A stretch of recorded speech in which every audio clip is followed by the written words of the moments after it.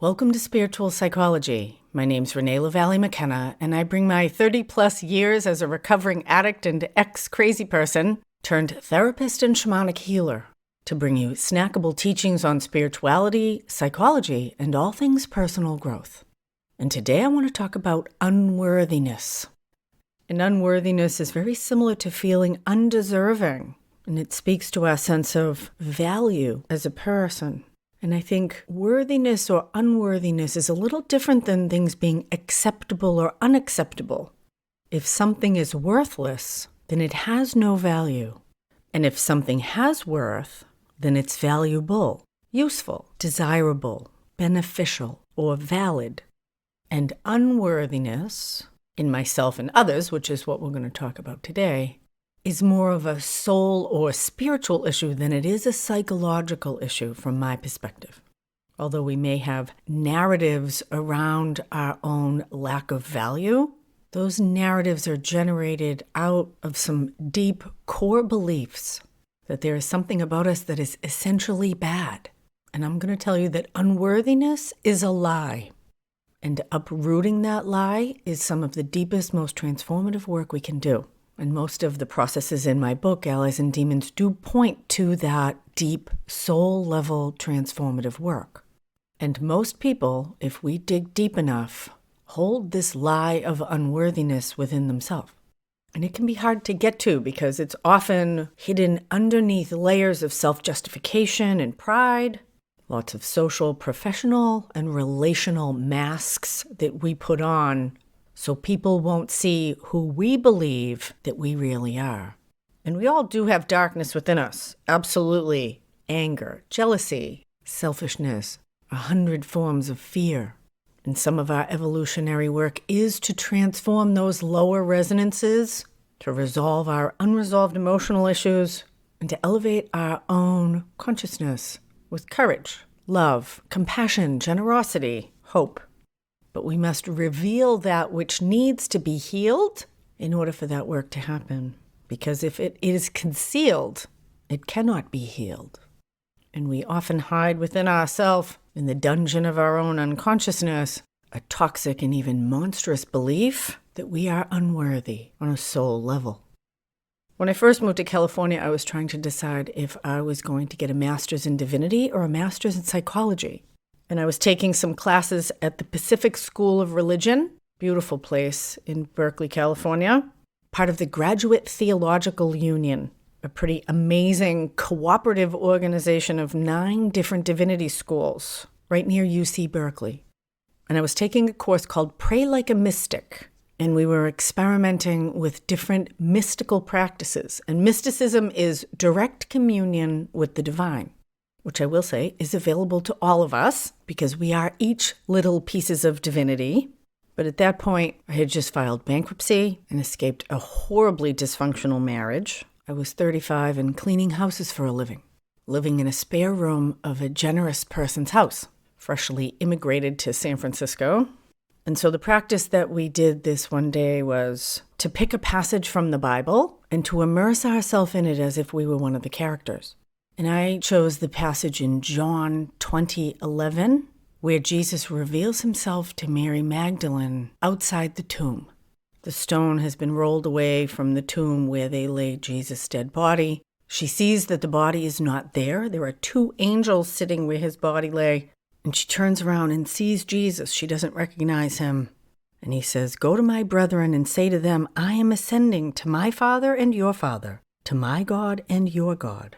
And as I imagined myself in that scene, I became Mary Magdalene, and Jesus revealed himself to me. And it was one of the deepest, most profound spiritual experiences I've had. And I have had more than one of those. And what came out of that was not a conversion experience to become a Christian. Although I work with the Christ energy frequently, Christianity and Jesus are not a primary practice for me. What came through that experience was the presence of the divine feminine, and the essence or voice of Mary spoke to me and said, of all of the disciples, Jesus revealed himself to a woman.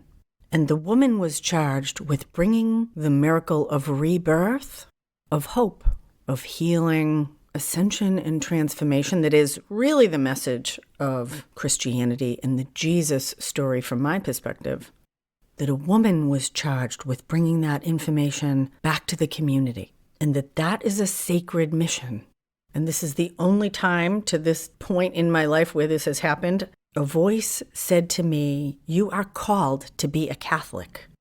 And I experienced it as the voice of the goddess. It was a female voice. And I said, "You're kidding, right?" A Catholic? Really? Can it be something cool like a Buddhist or a Taoist?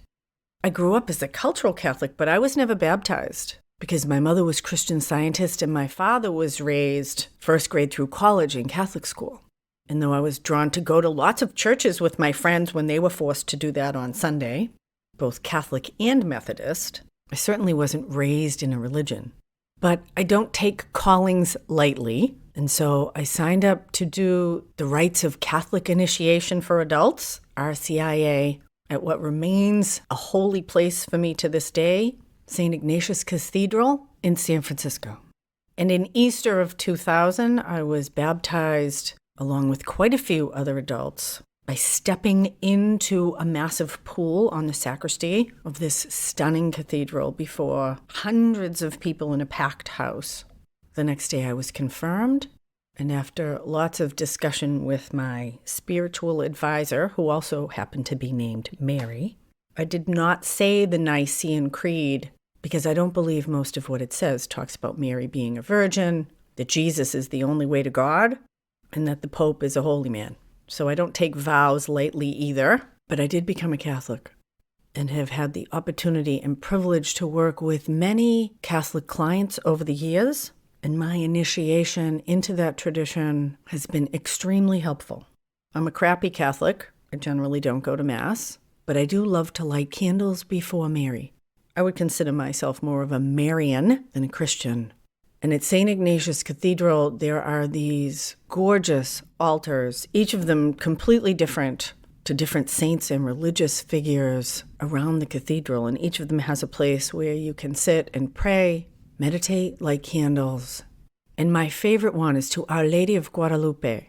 And I don't remember a lot of what happened at the RCIA meetings, and we went through the sacraments. But I remember going early or staying late after Sunday Mass, and even stopping by during the week, which I still do from time to time, going to the altar of Our Lady and weeping my unworthiness at her feet, feeling the unconditional love and grace of the goddess through this aspect of Mary. And I came to pray, Our Mother, who art in heaven, the divine feminine that is unrecognized for its full might in much of Christianity, much of religion across the world, and feeling the deep compassion and unconditional love and purging my own unworthiness as an addict, a bar slut, a divorcee. And although I felt no shame in my work as a maid, I could feel the shame and unworthiness in my own heart. Although I can't tell you that all of my unworthiness is healed, nor that it was all healed at the feet of Mary, because there have been many other transformative and elevating processes. My experience of grace through Mary was profound. We each have our own path, but facing unworthiness, bringing light into that deep darkness, is work we must all do, or at least we can all do. And I would say we should all do. And in Genesis, the first book of the Bible, the story of Adam and Eve, I think addresses the genesis of our unworthiness as humans, trying to make sense out of the separation that we feel from God. And I would say that original sin is a lie, that our belief in unworthiness that has been carried and transmitted throughout human history, I think transcending and transforming that is essential to this plane of existence. And I'm reminded of the story of Jim, who came to me because he had been suicidal all of his life and he had never told anyone about it. That he had a voice inside of him that told him that he was bad and should kill himself. And he had fought and struggled against that voice, distracted himself, medicated it in many different ways. but it was relentless. And over the course of many sessions, we went into that voice, and it was a dark, demonic energy that stood behind him and not only told him that he was worthless, unworthy, and no good, but that if anybody knew who he really was, they would reject him, and that this dark entity was actually his only friend. And he was strangely attached to it, even though it was incredibly destructive. And through inner journey work, we went into the origin, to the genesis of that relationship. And we came on Jim as a 1-year-old baby in foster care. He had been put up for adoption at birth and had moved from home to home. He'd been in an orphanage for a while. And at some point, that little baby decided that no one wants me because I am unlovable. And that was how he made sense of his circumstance. And there's a lot of different ways to understand that demonic entity, part of his own psyche, a defensive structure, disembodied negativity that attached itself to him. And from different paradigms, those are all true. Pick your paradigm. But Jim had to decide if he wanted to keep this relationship going. And it was actually hard for him to let it go because it was a primary relationship for him. As destructive as it was, it actually made him feel like he wasn't alone. And it was through connecting him with higher consciousness, through applied shamanism and inner spiritual journey work, that he was able to connect with aspects of nature, of divinity, that actually had his highest good in mind. And over time, he was able to release and dissolve that intense internal negativity of unworthiness and to really connect with his own authentic self. And through that process, he actually paid someone to seek out his birth mother, and he found her. And she refused to see him. In fact, she died 6 months after she was contacted by that private investigator. But he was able to connect with his birth father, which was a really powerful experience. And ultimately, he moved back to be with his adopted family. He had been adopted at the age of 3, but he had never felt a part of that family because he was unworthy. And as a grown man in his late 40s, he bonded with that family and felt the love that they had offered him throughout his life. And he moved up to Oregon to be with them and to build houses on the land with his adopted father.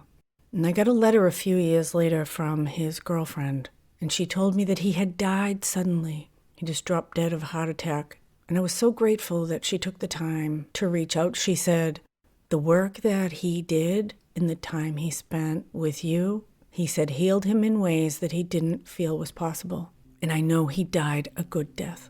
And although I am an excellent therapist, I don't take responsibility for that work.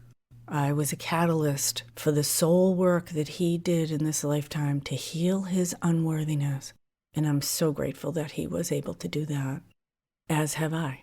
And I encourage you to look within yourself for the dark places where the light needs to be shown, to unearth the lie of unworthiness from your own soul, that you may be healed and the light of your own true nature may shine for the benefit of yourself and all others. Thank you so much for listening. If you'd like to find out about my upcoming spiritual experience groups, small groups of 4 to 6, where we meet weekly in 6-week blocks to do personal growth work, share and support each other. Those are virtual on Zoom. If you want to find out how I might be able to help you in your own personal process or learn about my mentorship program, shoot me an email, info@reneemckenna.com. I'm spending a lot of time on Insight Timer, doing free lives every week. Insight Timer is amazing. Tons of free meditations and courses, really high quality stuff. I encourage you to check it out. I would love it if you could follow me. Once I get 100 followers, I can offer free courses of my own. Lots of free stuff. If you want a free download of the first chapters of my book, Allies and Demons, Working with Spirit for Power and Healing, there's a link in the show notes. Deep gratitude to my supporters on Patreon. Blessings on your path until we meet again. This is Renee McKenna for Spiritual Psikology.